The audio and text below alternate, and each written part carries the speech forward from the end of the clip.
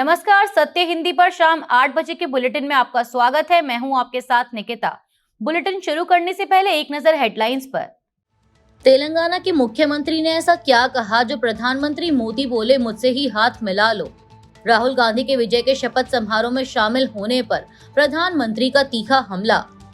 बेंगलुरु में पीएम मोदी के कार्यक्रम स्थल के पास मिली तो जेलेटिन स्टिक, जांच जारी। यूपी कैबिनेट विस्तार पर अखिलेश का हमला। भाजपा राज में मुख्यमंत्री का मतलब कुरियर मैसेंजर। तमिलनाडु के मुख्यमंत्री विजय ने पूर्व डीएमके सरकार पर दिया श्वेत पत्र का आदेश। प्रधानमंत्री नरेंद्र मोदी परियोजनाओं के शिलान्यास और उद्घाटन कार्यक्रम में शामिल होने के लिए रविवार को हैदराबाद पहुंचे थे, जहां तेलंगाना के मुख्यमंत्री रेवंत रेड्डी ने गुजरात को लेकर एक बयान दिया, जिसके बाद पीएम मोदी ने भी प्रतिक्रिया दी है। दरअसल कार्यक्रम में बोलते हुए तेलंगाना के सीएम रेवंत रेड्डी ने कहा कि जब मनमोहन जी प्रधानमंत्री थे तब पीएम नरेंद्र मोदी गुजरात के मुख्यमंत्री थे। तब मोदी जी ने 10 सालों में देश के लिए गुजरात मॉडल बनाया। उन्होंने कहा कि आज तेलंगाना की 4 करोड़ जनता भी वही उम्मीद लेकर चल रही है। आज जब मोदी जी प्रधानमंत्री हैं तब तेलंगाना की जनता मुझसे उम्मीद रख रही है कि मैं 10 सालों में तेलंगाना मॉडल बनाकर साल 2034 तक $1 ट्रिलियन की इकोनॉमी बनाऊं। इसके बाद प्रधानमंत्री मोदी ने कहा कि मैं रेवंत रेड्डी से कहना चाहूंगा कि भारत सरकार ने अपने 10 साल के शासन में गुजरात को जो कुछ भी दिया है वह सब मैं आपको भी देने को तैयार हूं, लेकिन मुझे पता है कि जैसे ही मैं ऐसा करूंगा आपको अभी जो कुछ भी मिल रहा है वह आधा हो जाएगा। आप वहां तक नहीं पहुंच पाएंगे जहां आप जाना चाहते हैं। इसीलिए बेहतर यही है कि आप मुझसे ही हाथ मिला लें। प्रधानमंत्री नरेंद्र मोदी ने बेंगलुरु में कांग्रेस पर जोरदार हमला बोला। उन्होंने कांग्रेस को परजीवी राजनीतिक ताकत बताया जो क्षेत्रीय पार्टियों के सहारे जिंदा रहती है। प्रधानमंत्री ने कांग्रेस पर अपने सहयोगियों और जनता दोनों के साथ विश्वासघात करने का आरोप लगाया। उन्होंने कहा कि कांग्रेस सत्ता के लिए सहयोगियों को छोड़ देती है। उन्होंने तमिलनाडु में डीएमके से गठबंधन तोड़ने पर कांग्रेस को घेरा। गौरतलब है कि कांग्रेस ने चुनाव डीएमके के साथ लड़ा था, लेकिन बाद में टीवीके को समर्थन किया। अभिनेता से नेता बने सी जोसेफ विजय ने रविवार को मुख्यमंत्री पद की शपथ ली। राहुल गांधी भी विजय के शपथ ग्रहण समारोह में शामिल हुए। बेंगलुरु में प्रधानमंत्री नरेंद्र मोदी के कार्यक्रम से पहले सुरक्षा एजेंसियां अलर्ट हो गईं। दरअसल कार्यक्रम स्थल के पास सड़क किनारे 2 जेलेटिन स्टिक बरामद की गई। पुलिस के अनुसार यह बरामदगी कगल्ली थाना क्षेत्र के तातागुनी इलाके में हुई। यह जगह प्रधानमंत्री के कार्यक्रम स्थल से करीब 3 किलोमीटर दूर बताई गई। Modi art of living centre के 45वें स्थापना दिवस कार्यक्रम में पहुंचे थे। सुरक्षा जांच के दौरान विस्फोटक पदार्थ मिलने से तुरंत हड़कंप मच गया। मौके पर पुलिस, बम निरोधक दस्ता और फॉरेंसिक टीमें पहुंची। अधिकारियों ने पूरे इलाके की घेराबंदी कर जांच शुरू कर दी। पुलिस ने पूछताछ के लिए एक व्यक्ति को हिरासत में लिया है। जांच एजेंसियां यह पता लगाने में जुटी हैं कि जिलेटिन स्टिक वहां क्यों रखी गई थी। साथ ही यह भी जांच हो रही है कि मामले में और कौन शामिल हो सकता है। जिलेटिन स्टिक एक तरह का विस्फोटक पदार्थ होता है। इसका इस्तेमाल पहाड़ तोड़ने, खनन और निर्माण कार्यों में किया जाता है। उत्तर प्रदेश में बीजेपी के नेतृत्व वाली योगी सरकार के मंत्रिमंडल का रविवार को विस्तार किया गया। राज्य सरकार के मंत्रिमंडल में 6 नए चेहरों को शामिल किया गया है। उत्तर प्रदेश के पूर्व मुख्यमंत्री अखिलेश यादव ने इस मंत्रिमंडल के विस्तार पर प्रतिक्रिया देते हुए एक्स पर लिखा कि समय बिताने के लिए करना है कुछ काम। वैसे भी मंत्रिमंडल के विस्तार में तो इनका कोई काम है नहीं। उधर से पर्ची आएगी, यहाँ तो सिर्फ पढ़ी जाएगी। भाजपा राज में वैसे भी मुख्यमंत्री का मतलब बस यही रह गया है, कुरियर मैसेंजर। बता दें कि उत्तर प्रदेश की राज्यपाल आनंदीबेन पटेल ने 8 नेताओं को मंत्री पद की शपथ दिलाई, जिनमें 6 नए चेहरे हैं। इनमें 2 को कैबिनेट मंत्री, 2 को राज्य मंत्री स्वतंत्र प्रभार और 4 को राज्य मंत्री के तौर पर शपथ दिलाई गई। टीवी के प्रमुख विजय के सबसे ज्यादा चर्चा वाले फैसले में उन्होंने कहा है कि पिछली डीएमके सरकार के वित्तीय हालात पर श्वेत पत्र यानी व्हाइट पेपर जारी किया जाएगा। किसी मुद्दे पर श्वेत पत्र जारी करने का मतलब होता है कि सरकार उस मुद्दे या नीति के बारे में आम जनता को विस्तार से बताना चाहती है। विजय ने कहा कि डीएमके सरकार हमें 10 लाख करोड़ रुपए का कर्ज छोड़कर गई है।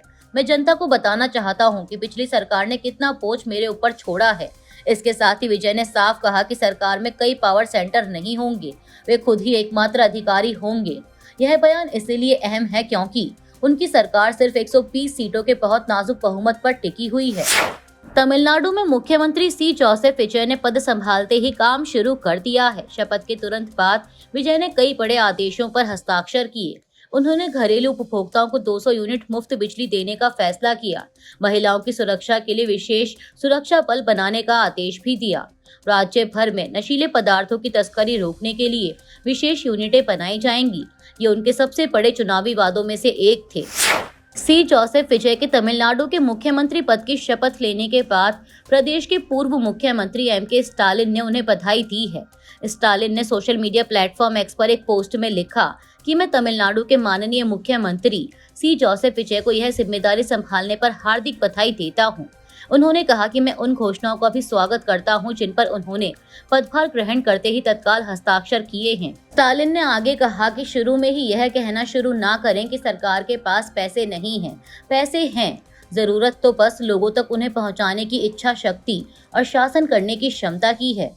आपको बस लोगों को देने की इच्छा और क्षमता चाहिए। उन्होंने कहा कि राज्य का कर्ज तय सीमा के भीतर है और बजट में इसकी पूरी जानकारी दी गई थी। स्टालिन ने विजय से जनता को गुमराह नहीं करने और चुनावी वादे पूरे करने की अपील की। उन्होंने कहा कि मुझे यकीन है कि आप भी हमारी तरह जल्द ही लोगों से किए गए वादों को पूरा करने की बारीकियां सीख जाएंगे। मैं और आपको वोट देने वाले लोग भी यही उम्मीद करते हैं। तमिलनाडु के मुख्यमंत्री सी जोसेफ विजय ने तमिलनाडु विधानसभा में तिरुचि ईस्ट निर्वाचन क्षेत्र से निर्वाचित सदस्य के पद से इस्तीफा दे दिया है। बता दें कि विजय ने 2 सीटों तिरुचि ईस्ट और पेरम्बूर से चुनाव लड़ा था और दोनों ही सीटों पर जीत दर्ज की, लेकिन नियमों के मुताबिक वह केवल एक ही सीट अपने पास रख सकते हैं। इसीलिए उन्होंने मुख्यमंत्री पद की शपथ लेने के बाद तिरुचि ईस्ट विधानसभा से इस्तीफा दे दिया, जिसके चलते अब इस निर्वाचन क्षेत्र में जल्द ही उपचुनाव हो सकते हैं। असम में हेमंत बिस्वा शर्मा को बीजेपी विधायक दल का नेता चुना गया है। हेमंत शर्मा 12 मई को असम के मुख्यमंत्री पद की शपथ लेंगे। इस समारोह में प्रधानमंत्री मोदी मुख्य अतिथि के रूप में शामिल होंगे। विधायक दल के नेता के चुनाव के लिए पर्यवेक्षक के तौर पर केंद्रीय मंत्री जेपी नड्डा और सह पर्यवेक्षक के तौर पर हरियाणा के मुख्यमंत्री नायब सिंह सैनी शनिवार को गुवाहाटी पहुंचे थे।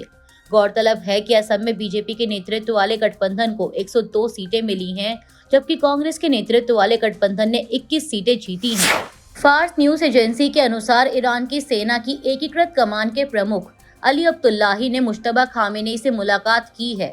इस मुलाकात के दौरान मुश्तबा खामेनेई ने कथित तौर पर अब्दुल्लाही को अभियानों को आगे बढ़ाने और दुश्मनों का मजबूती से मुकाबला करने के लिए नए दिशा निर्देश दिए हैं। ईरान की सेना के प्रमुख ने कहा कि देश किसी भी कार्रवाई का मुकाबला करने के लिए तैयार है। अब्दुल्लाही के हवाले से कहा गया कि हमारी सेना अमेरिकी और सायोनी दुश्मनों की किसी भी कार्रवाई का मुकाबला करने के लिए तैयार है। अगर दुश्मन से कोई भी चूक होती है तो ईरान की प्रतिक्रिया तेज, सख्त और निर्णायक होगी।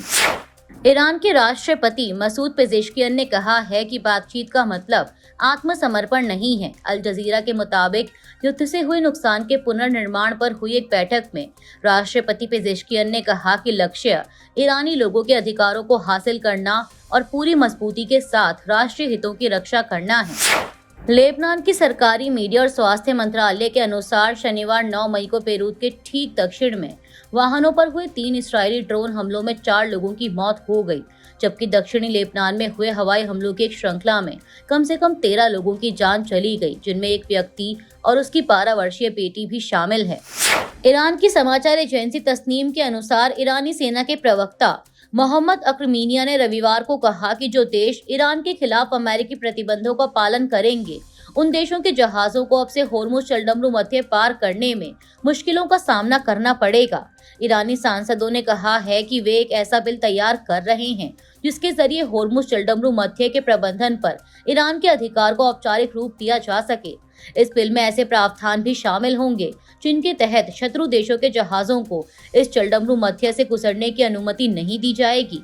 अभी के लिए इस बुलेटिन में सिर्फ इतना ही। देश दुनिया की बाकी बड़ी खबरों के लिए जुड़े रहिए सत्य हिंदी के साथ। नमस्कार।